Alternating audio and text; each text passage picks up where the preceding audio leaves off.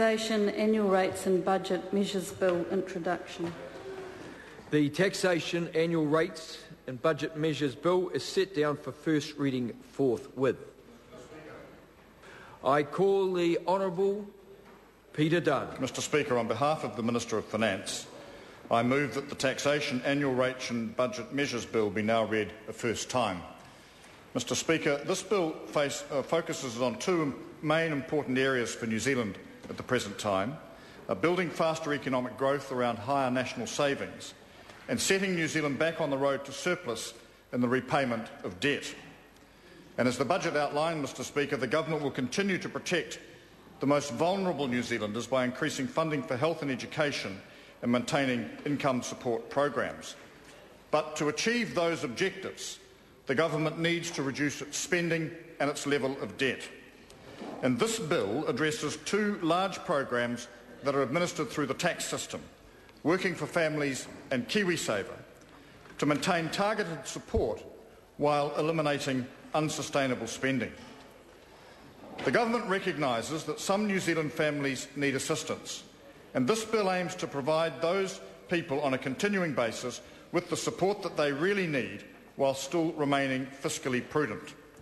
Mr Speaker, the bill achieves that by increasing the abatement rate by 1.25 cents at every inflation adjustment from 1 April 2012 until it reaches 25 cents in the dollar, and lowering the current abatement threshold of $36,827 to $36,350 on the 1st of April 2012, and then reducing it by $450 at every subsequent inflation adjustment round until it reaches $35,000, and removing the inflation adjustment for the family tax credit amounts for children 16 and over from the 1st of April 2012 until the amounts for younger children catch up.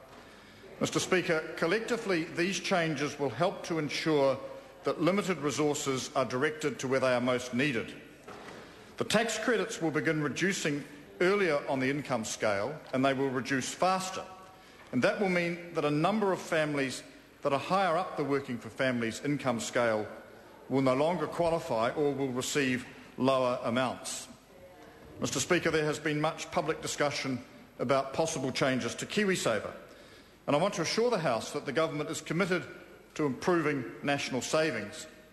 KiwiSaver has been extremely good at encouraging the saving habits amongst New Zealanders, but like any taxpayer-funded program, the spending associated with it needs to be prudent. Currently, over $1 billion a year of what goes into people's KiwiSaver accounts comes from the government through subsidies and tax breaks. Over time, the government has put in nearly half the money that is built up in KiwiSaver accounts.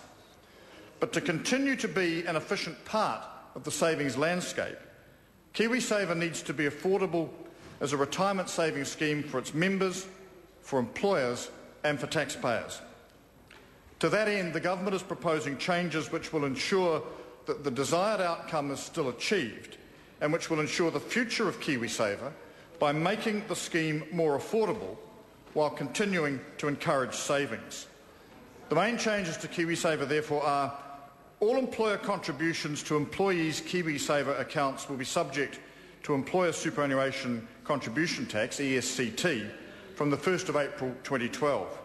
ESCT will be applied at a rate equivalent to an employee's marginal tax rate, meaning that it will have a greater impact on higher income earners. The member tax credit is to be halved for the next MTC year, that's the year that it ends on the 30th of June 2012. The government will now contribute 50 cents for each dollar contributed by the individual KiwiSaver member, up to a maximum of $521.43 per year, equivalent to $10 per week. The minimum employee contribution will rise from 2 to 3% for all members, new and existing, from 1 April 2013. The default contribution rate for new employers who do not select a rate will also be 3% from that date. Compulsory employer contributions will rise from 2% to 3% from the 1st of April 2013. Mr Speaker, of all these changes, This bill contains the member tax credit and the ESCT changes. The changes to employee and employer contribution rates will be included in a bill to be introduced later this year.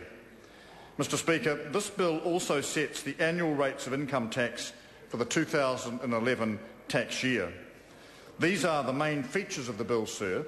When taken together, they help ensure that government spending is both prudent and focused on areas of real need. The bill continues the focus on providing for a fair and equitable tax system for all. It supports national savings and it encourages economic growth. And, sir, it is therefore with great pleasure that I commend this bill to the House. I call